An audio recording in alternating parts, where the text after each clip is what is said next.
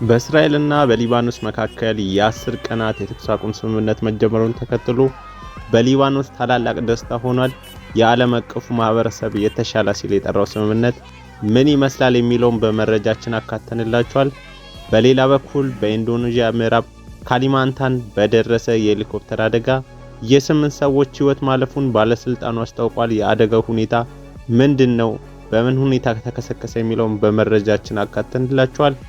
ተስፋ ሰጪ የተባለው የዩናይትድ ኪንግደምና የፈረንሳይ በሆርሙዝ ስትሬት ላይ ጉዳይ ላይ የሚደረገው ስብሰባ እንደሚመሩ ተናግረዋል። ዘርዘር ያለ መረጃ ይዘንላችኋል።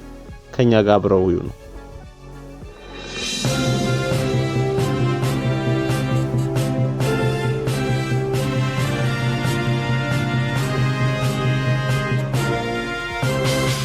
በእስራኤልና በሊባኖስ መካከል የ10 ቀናት የተኩስ አቁም ስምምነት መጀመሩን ተከትሎ በሊባኖስ ታላቅ ደስታ እየተገለጸ ነው።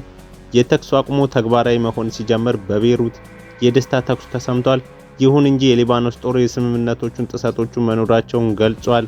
በአሜሪካው ፕሬዝዳንት ዶናልድ ትራምፕ የታወጀውና በኢራን የሚደገፈው ሂዝቦላም የሚያካትተው የ10 ቀናት የተኩስ አቁም ስምምነት በእስራኤልና በሊባኖስ መካከል ተግባራዊ መሆን የጀመረ ሲሆን ቤይሩትም የደስታ ስሜቶች ሲንጸባረቁ ተስተውሏል። ስምምነቱ ተግባራዊ ቢሆንም የሊባኖስ ጦር እስራኤል በደቡባዊ መንደሮች ላይ የመድፍ ጥቃት በመሰንዘር ጥሰቶች ፈጽሟል ሲል ገልጿል። በሌላ በኩል ሂዝቦላ የመጨረሻውን ጥቃት የሰነዘረው ስምምነቱ ተግባራዊ ከመሆኑ 10 ደቂቃ በፊት መሆኑን አረጋግጧል።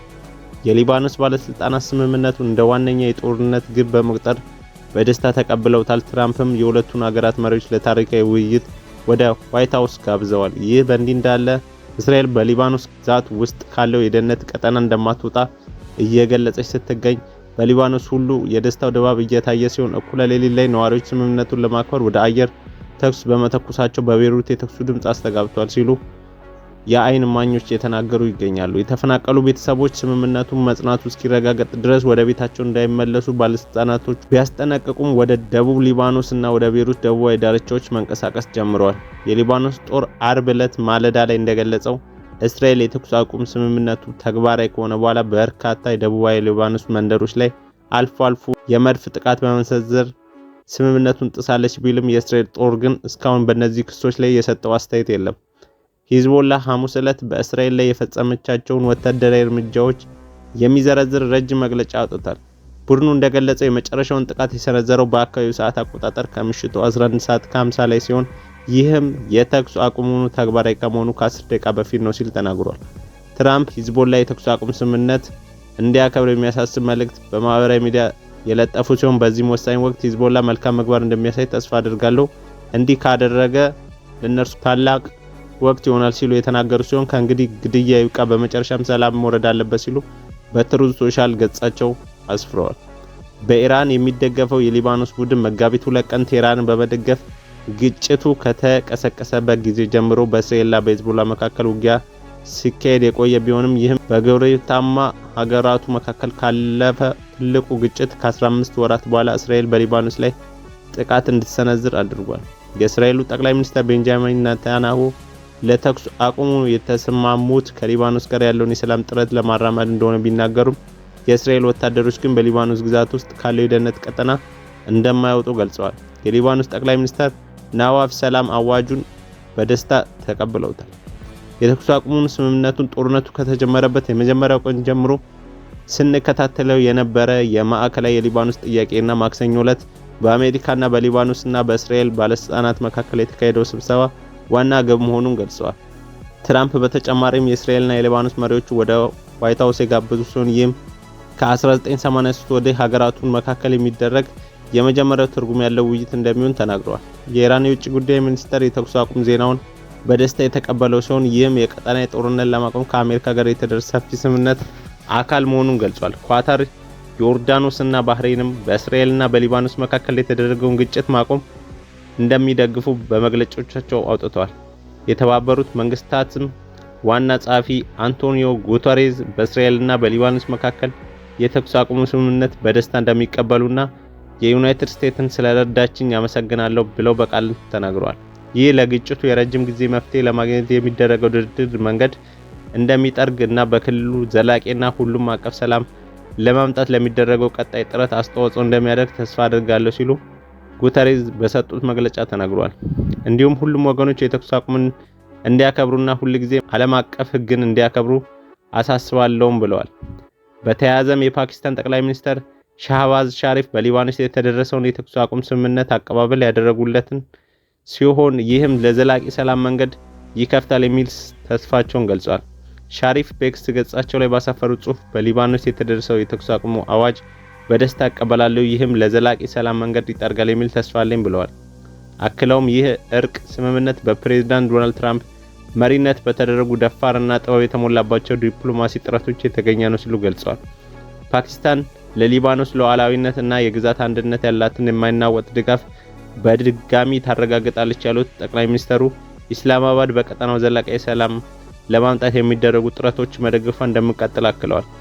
ፓኪስታን በዩናይትድ ስቴትስ እና በኢራን መካከል የምታደርገውን ሽምግልና ጥረት ትቀጥላለች ሲሉ የገለጹ ሲሆን የባህረ ሰላጤው ቀጠና ያናወጠውና የሆርሙዝ ባህር ወስመጥ ስትሬት ኦፍ ሆርሙዝ እንዲዘጋ ምክንያት የሆነውን ግጭት ዳግም እንዳያገረሽ የዩናይትድ ስቴትስ እና በኢራን መካከል የምታደርገውን ሽምግልና ጥረት ገፍታበታለች።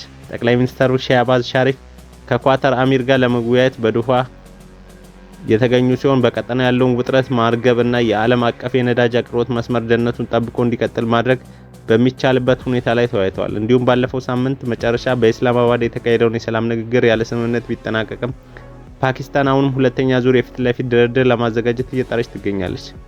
የተኩስ አቁሙ ሁኔታ ምንም እንኳን እንደ አውሮፓውያን አቆጣጠር ሚያዝያ 8 የተጀመረው የሁለት ሳምንት ጊዜ የተኩስ አቁም ስምምነት ቢኖርም በሆርሙዝ የባህር ወስመር ላይ ያለው ውጥረት አሁንም እንደቀጠለ ሲሆን የሆርሙዝ ሁኔታ ኢራን የባህር መስመሩን በከፊል የተዘጋጅ ሲሆን አሜሪካን በበኩሏ በኢራን ወደቦች ላይ የባህር ከበባ ብሎኬድ በማድረግ ምላሽ የሰጠችበት እንደሆነ ይታያል።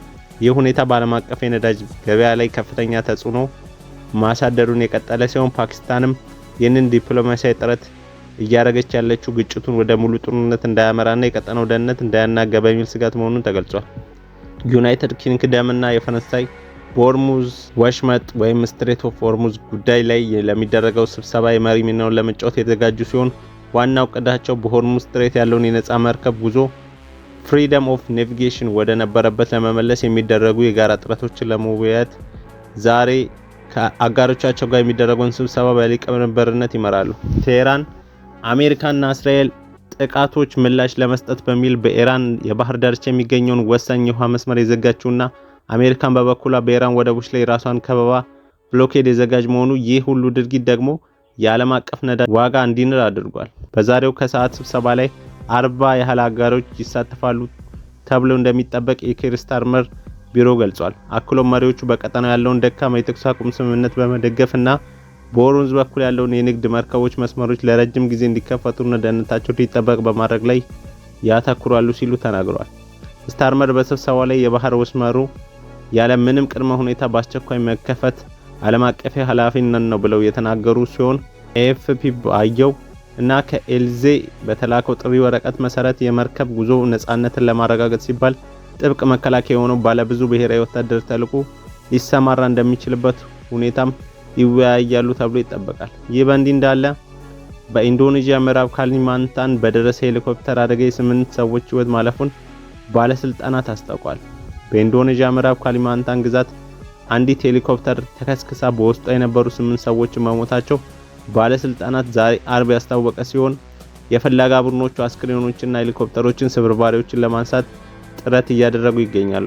ኤርባስ ኤች130 ወይም ኤርባስ ኤች130 የተሰኘችው ሄሊኮፕተር ሐሙስ ጠዋት ከሜላዊ የእርሻ ቦታ ተነስታ 5 ደቂቃ እንደሆናት ግንኙነት መቋረጡና የኢንዶኔዥያ አደጋ መከላከል ኤጀንሲ ኃላፊ መሐመድ ሻኢፍ ገልጸዋል። ሻኢፍ ሲቀጥሉም አደጋው የደረሰበት ወይም ግንኙነቱ የተቋረጠበት ቦታ ጥቅጥቅ ባለ ደን የተሸፈነና ዳገታማ በመሆኑ ኮረብታዎች የተከበበ ነው ብለዋል። አዳኞች ግንኙነቱን ከተቋረጠበት ቦታ በስተምዕራብ 3 ኪሎ ሜትር ወይም 2 ማይል ርቀት ላይ የሄሊኮፕተሯ ጭራ ነው ተብሎ በሚጠረጠር ስብርባሪ ማግኘታቸውን ተናግረዋል። የአደጋው መንስኤ እስካሁን አልታወቀም ሲሉ የዘገቡ ሲሆን የአካባቢ አደጋ መከላከል ኤጀንሲ ቃል አቀባይ በበኩላቸው በሄሊኮፕተሯ ውስጥ የነበሩ 6 መንገደኞችና 2 የበረራ አባላት በሙሉ በአደጋ መሞታቸውን አረጋግጧል። ወታደራዊና የፖሊስ አባላትን ያካተተው የአደጋው ጊዜ ሰራተኞች ቡድን ዛሬ አርብ በየብስ መንገድ ወደ አደጋ ቦታ ለመድረስ እየሞከረ ይገኛል። ሄሊኮፕተሯ የተነሳችበት የእርሻ ቦታ ሲትራ ማህኮታ ለተባለ የኢንዶኔዥያ የዘንባባ ዘይት አምራች ኩባንያ የሚሰሩ ሰራተኞችን ይዛ ሲሆን ሄሊኮፕተሯ ደግሞ የማቲው ኤር ኑካሳንታ ንብረት መሆኑ ሻፊ ገልጿል። አዲስና ትኩስ ዜናዎችን ሲለቀቅ እናንተ ጋር ቀድሞ እንዲደርሳችሁ የአዲስ ታይምስ ቻናላችንን ቪዲዮን ላይክ፣ ሼር፣ ሰብስክራይብ እያደረጋችሁ ለዛሬ ያቀረብንላችሁ ይሄን ይመስል ነበር። ሰላም ለሀገራችን፣ ጤና ለሕዝባችን።